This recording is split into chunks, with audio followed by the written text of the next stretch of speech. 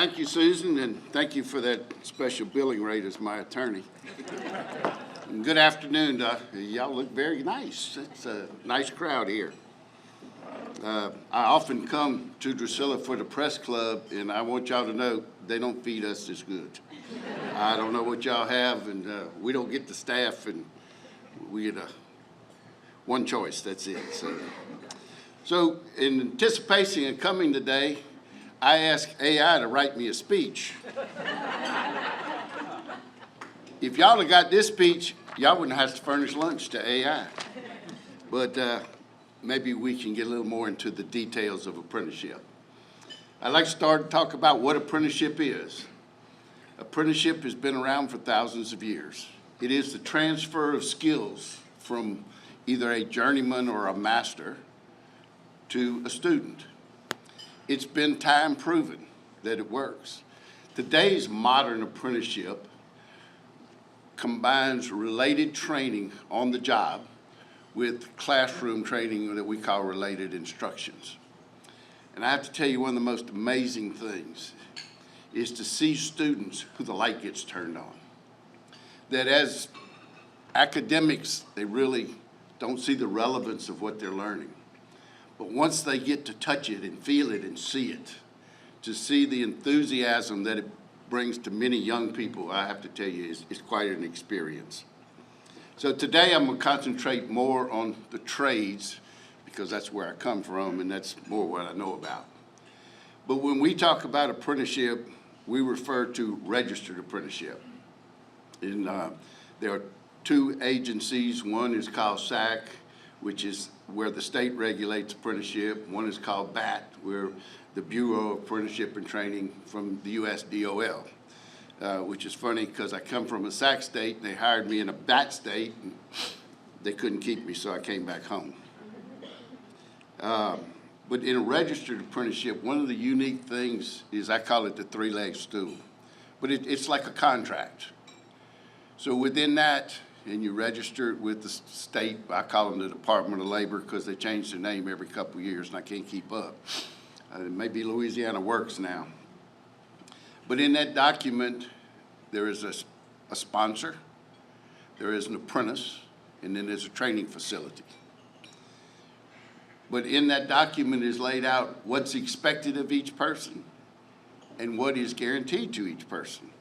So when an apprentice comes into apprenticeship, and there may be 8 steps in apprenticeship. That's what the carpenters do where I came from.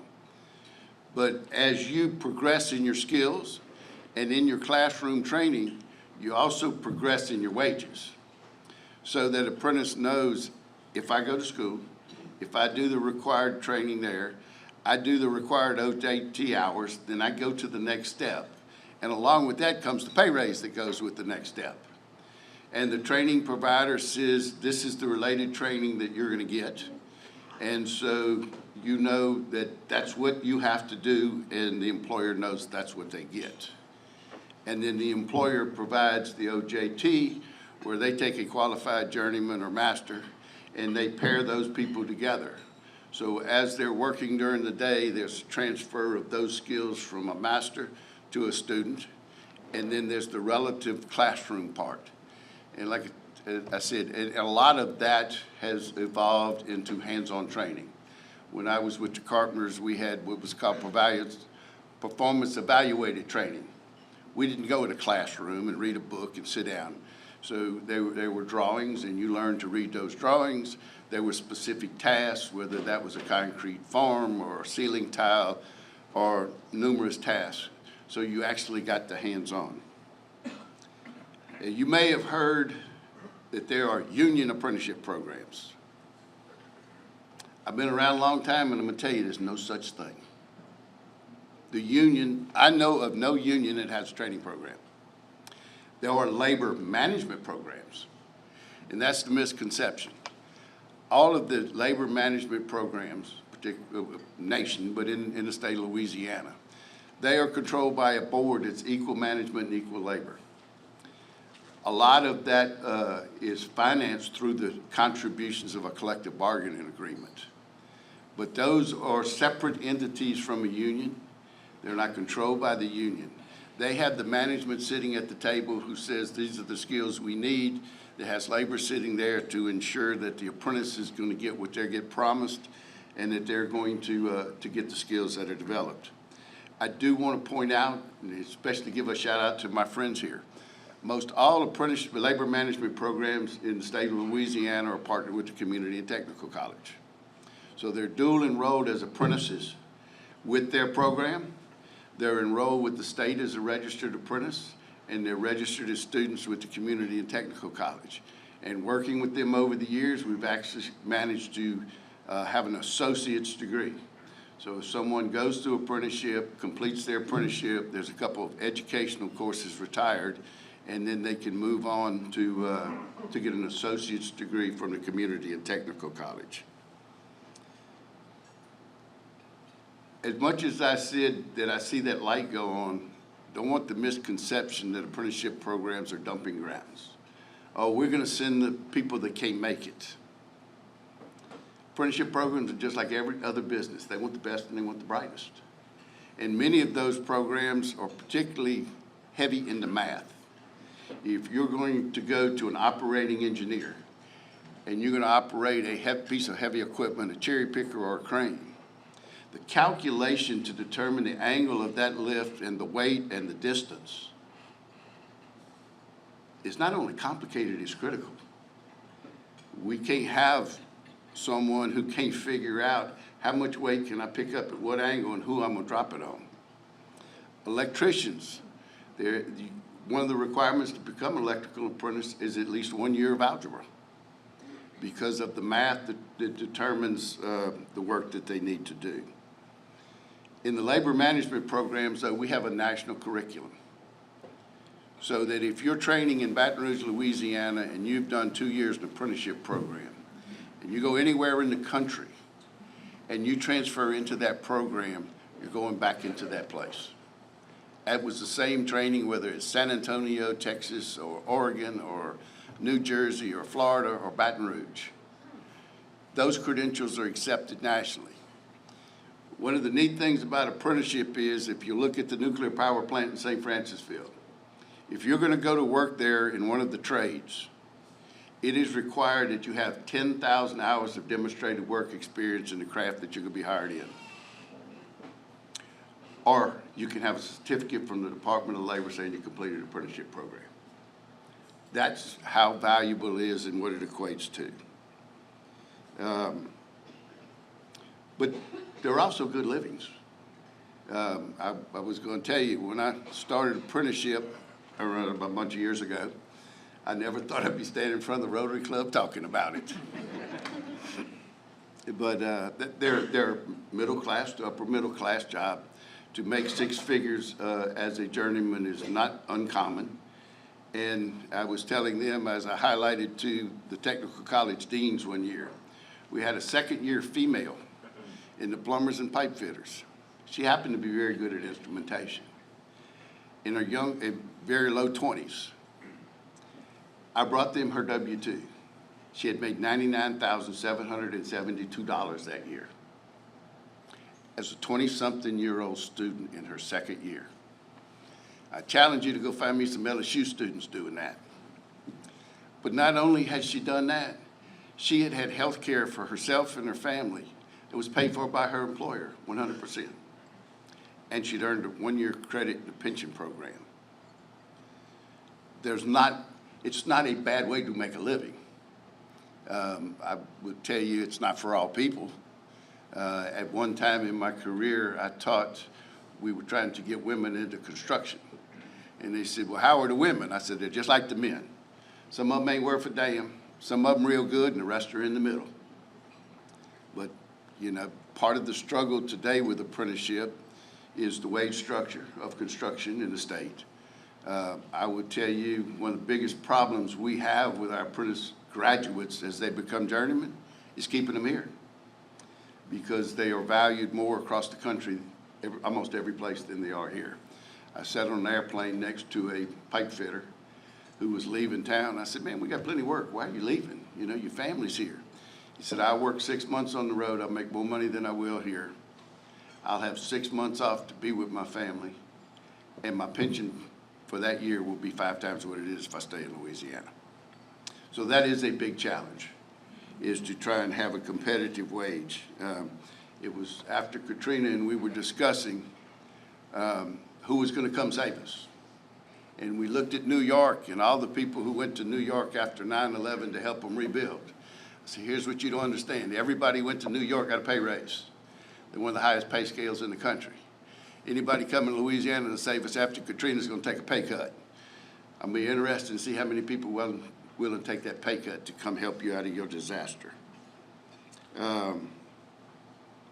I did bring some booklets which highlight the trade programs within the state, everything from elevator constructors, carpenters, ironworkers, electricians. Almost every trade in the state has a labor management apprenticeship training program. I would tell you there's 2 things I see on the horizon that are going to be important to apprenticeship. One is the amount of construction coming. With the 2 meta centers and the steel mill, now we're going to need skilled labor more than ever. I know that right now in Monroe, they are struggling to get the electricians that they need on that mega center up there.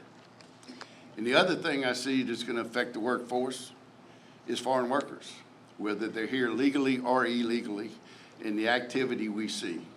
Everything from agriculture, but construction has a lot of foreign workers in it. And as we see those folks leaving, how are we going to replace the workforce that we need in the future?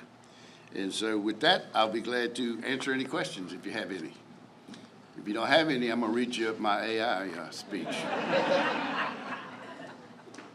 have to be a member of the union to participate in this apprenticeship program? Technically, no. Realistically, yes. One of the things that I want to highlight and give credit is in the labor management programs where they deal with a collective bargaining. It is probably one of the most stable environments for apprentices because employers agree to share employees. So if I'm in an open shop program, I am typically tied to one employer. And to have continued employment over a 3 or 4 or 5 year period, one employment in the construction industry is difficult. But because of the hiring hall system, where if you're an electrician and your employer has less work than they did before you get laid off, then the next employer is more likely to pick you up, and it provides greatly to a continuance of on-the-job experience that lets you get through your whole apprenticeship. Yes, sir. Do y'all have any numbers on the amount of people needed for the next couple of years in these projects you're talking about for skilled labor? It depends who you ask. I sit on the committee that looks at what the workforce of the future looks like. I don't know why the name slips my mind now, but those are guesses. And then, of course, we have a mobile workforce now. I used to kid that when they were doing all this work in Lake Charles that they could turn off the lights in Beaumont because everybody came from Texas. But there are some factors that make it difficult to determine. Will all the announced projects actually hit the ground? Are their estimates correct? How many workers will be brought from someplace else? How many would have been foreign workers, and because of the difficulty in getting the legal ones and the activities with the illegal ones, I just don't know that anybody can peg it to a very accurate number. I just know it takes a lot of people to build a building that big.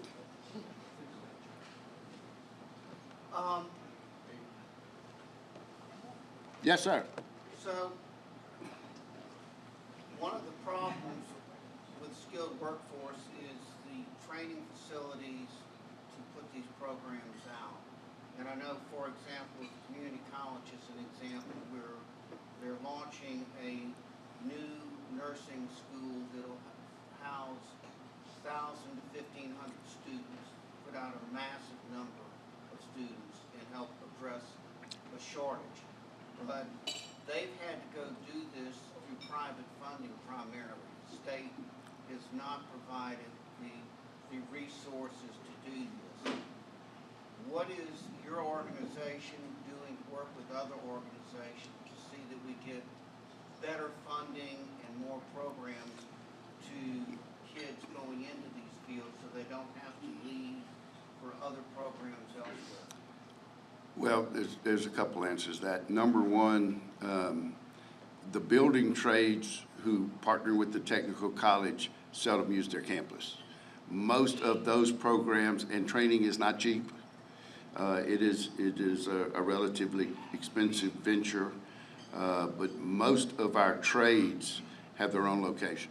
The carpenters in Baton Rouge, the plumbers and pipe fitters just built a $5 million facility in Lake Charles to train welding, plumbing, and pipe fitting. I don't think any of them are on campus in Baton Rouge. I like to call them a satellite campus. I do know that the electricians in Monroe and Shreveport may use the actual campus of the school.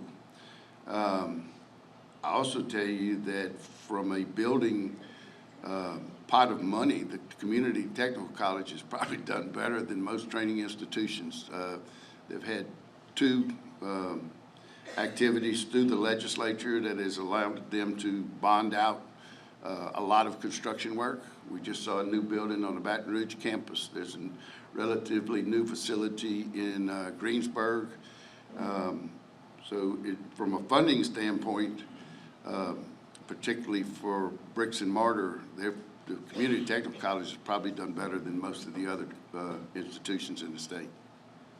So considering the fact that there's been a reduction in some of the funds going to schools, have you thought about the relationship between your organization and high schools and school districts in regards to apprenticeship programs, especially as it relates to funding?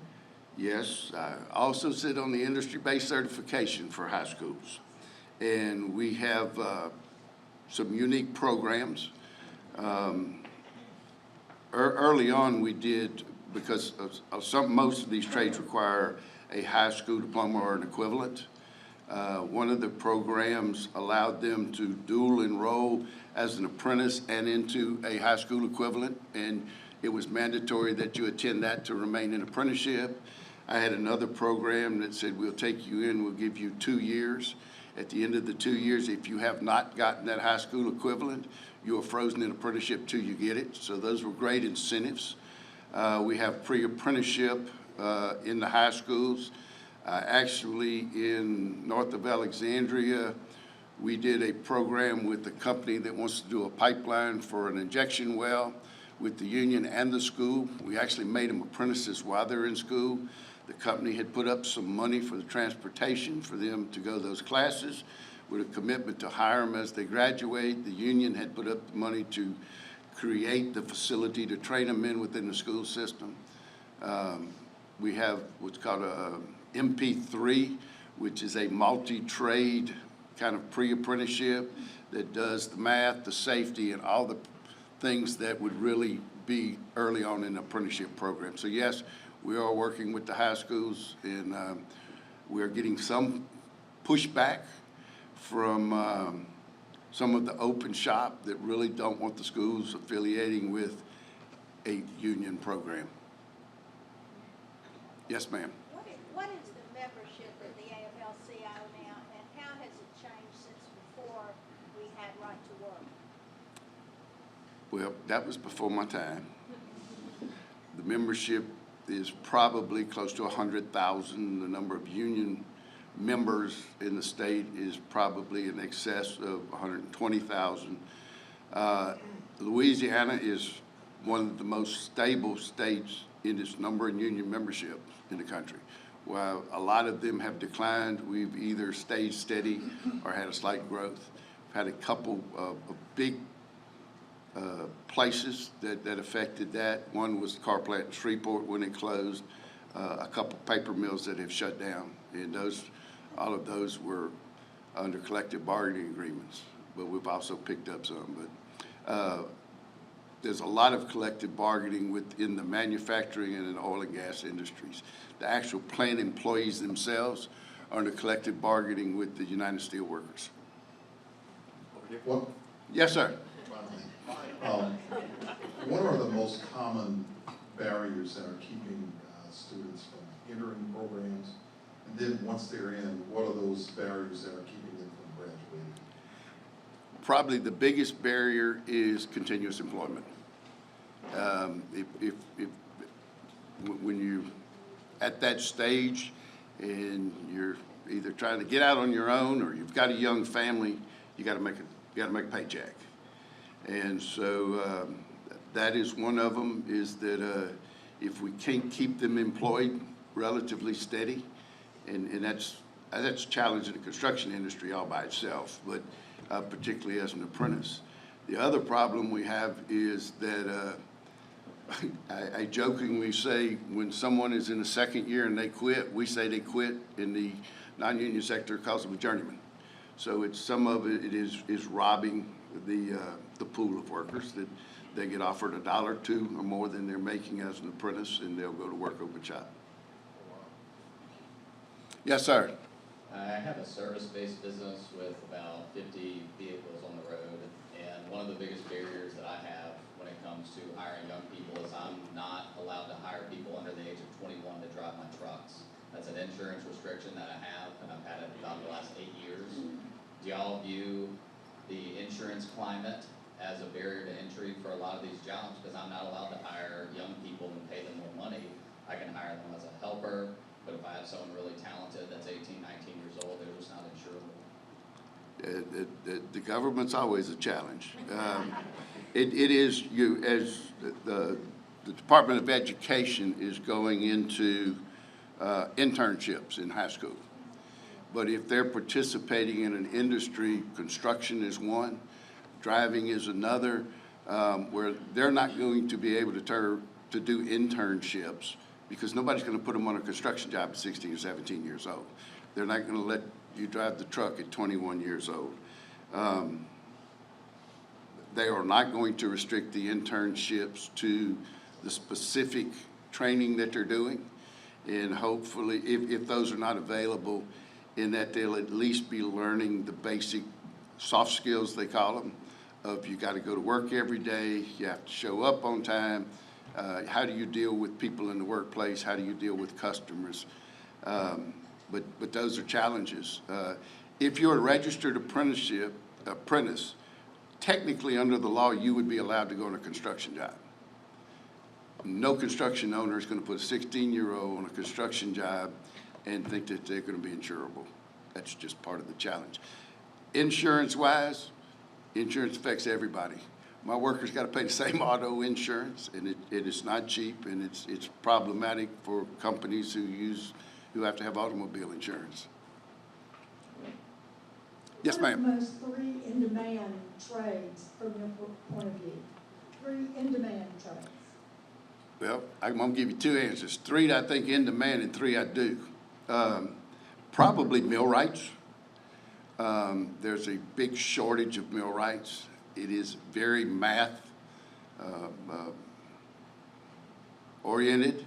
They deal in thousandths of an inch.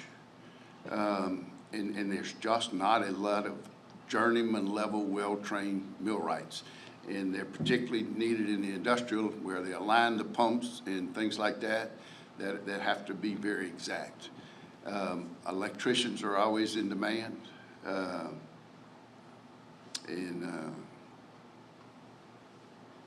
I guess we always need welders.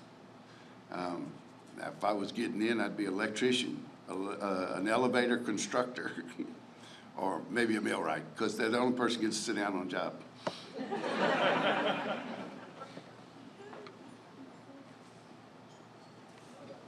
Yes, sir. How do you let high school kids know about a trade versus go to college? And how do you overcome the stigma of, I've got to go to college if I want to be successful? Well, first of all, I'll tell you, the kids are not the problem, it's their mom and their daddy. Their parents think they need to go to college. like I said, I brought some books. We highlight all of the apprenticeship programs in the trades. That was a partnership with the Department of Labor. Appreciate their help on that. We do career days. We work with local schools and school districts to have the industry-based certifications in the schools where they are teaching trade relevant. We've raised the bar on that from what was called a basic program to you're going to have to take at least more than one that's basic or take an advanced program. But down in Metairie, we have a group of students who every day they leave the high school, they go to the actual apprenticeship training school for the plumbers and pipe fitters in New Orleans, and they spend time there. When they get out, they get credit, and they're not beginning at the beginning of the apprenticeship program, so they're already elevated when they get there. They may have to wait and get the OJT that's required to complete, but they get a head start, which means they get a wage increase also.